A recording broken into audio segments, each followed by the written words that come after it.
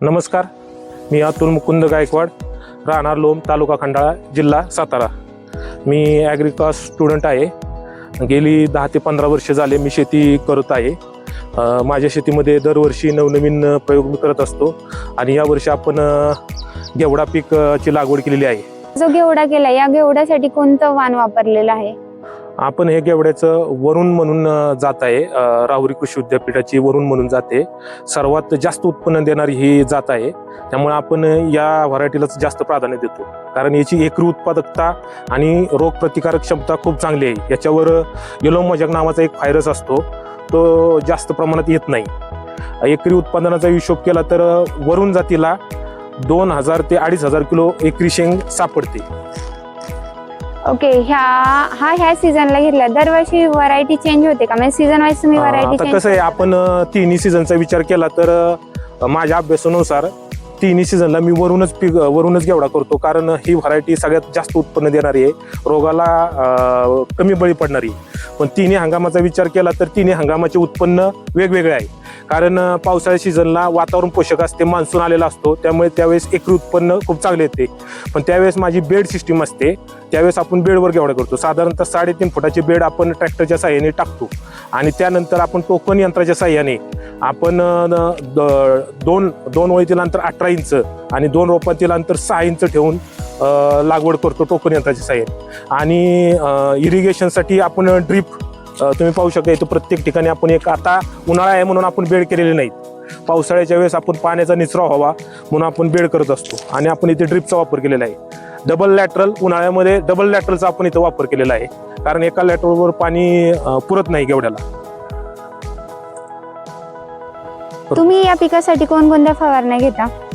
आता तसं पाहिलं तर घेवडा हे पीक खूप कमी रोगाला बळी पडणार आहे, तरी सुद्धा याच्यामध्ये प्रामुख्याने थ्रिप्स, मावा हा रोग जास्त प्रमाणात येतो। पण तिन्ही हंगामाचा विचार केला तर उन्हाळ्यामध्ये पाने खाणाऱ्या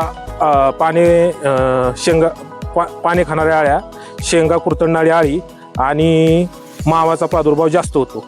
आणि थंडीमध्ये आपल्याला थ्रिप्सचा जास्त प्रादुर्भाव होतो। थ्रिप्स म्हणजे आपण आपण मिरचीमध्ये बघतो, बोकडल्यासारखे पाने होतात, म्हणजे कोकडा रोग हा खूप भयानक समस्या येते थंडीमध्ये, त्यामुळे त्यावेळेस जास्त काळजी घ्यावी लागते।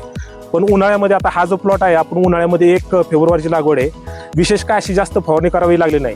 आपण सुरुवातीला बीज प्रक्रिया करतो, त्यामुळे मला तरी साधारणतः आहे ना, सुरुवातीला 20 दिवस कोणती फवारणी करावी लागत नाही। म्हणजे बीज प्रक्रिया तुम्ही घरच्या घरी? हा, घरच्या घरी करतो। आपलं बीज प्रक्रिया केल्यामुळे कोणतंही आपल्याला फवारणी जास्त लागत नाही, 2 फवारणीमध्ये आपण घेवडा आणू शकतो।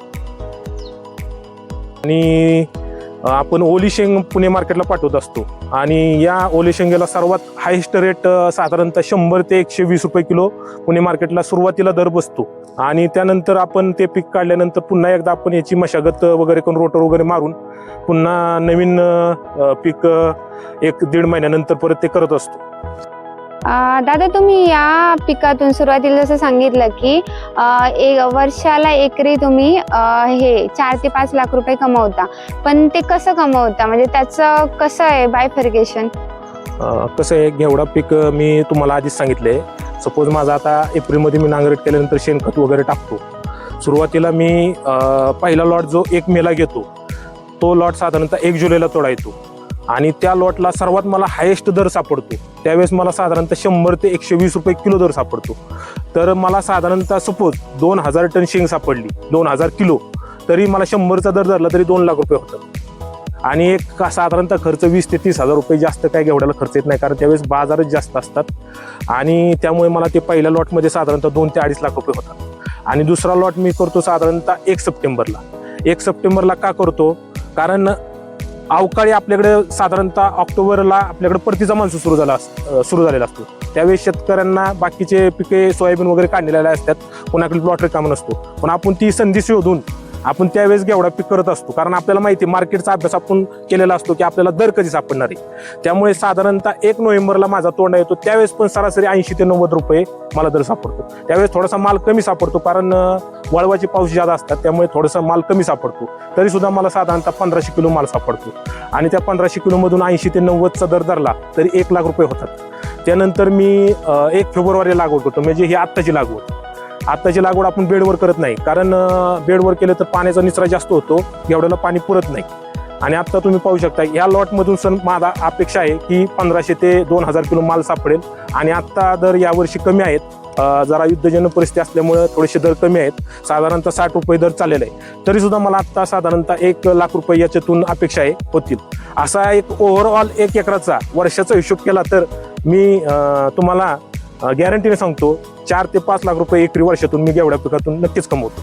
तुम्ही घेवडा पीक दरवर्षी घेताच? हो, दरवर्षी मी घेवडा पीक घेतच असतो. फक्त दुसरं एक सांगायचं राहिलं, आता मी या वर्षी 3 लॉट या घेवड्याचे घेतले ह्या जमिनीमध्ये. पुन्हा 2 वर्षाशिवाय मी या जमिनीमध्ये घेवडा पीक घेत नाही, कारण मला जमीन भरपूर आहे.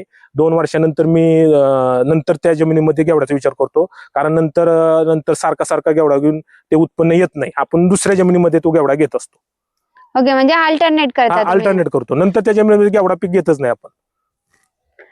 मग ज्यावेळेस घेवडा निघतो, तुम्ही काय बोलले की 2 वर्ष मी काही करत नाही, मग ज्या जमिनीत तुम्ही आता सपोज ह्या जमिनीत तुम्ही घेवडा घेतला, तर मग याच्यामध्ये म्हणजे काय करता मग 2 वर्ष? आता तुम्हाला सांगतो, घेवडा हे द्विदल वर्गीय पीक आहे, त्यामुळे त्या जमिनीमध्ये त्याला नत्राच्या गाठी असतात. त्यामुळे त्याचा एवढा फायदा होतो की आपल्याला जमिनीमध्ये नत्राचं स्थिरीकरण चांगलं होतं. आणि एक शेतीचं शास्त्र आहे, पीक फेरबदल झाला पाहिजे, म्हणजे द्विदल पिकानंतर एकदल पीक आलं पाहिजे, एकदल पिकानंतर द्विदल पीक आलं पाहिजे.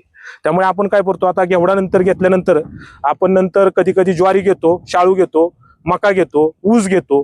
दुसरा एक फायदा म्हणजे ऊस, मला एक असं वाटतं की ऊसाची पाचट मी गेली 10 ते 15 वर्ष जाळत नाही.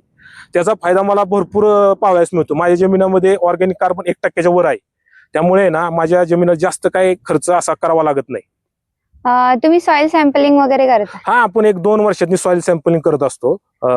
प्रायव्हेट जे मृद शाळा असतात तिथे जाऊन आपण सर्वेक्षण करत असतो.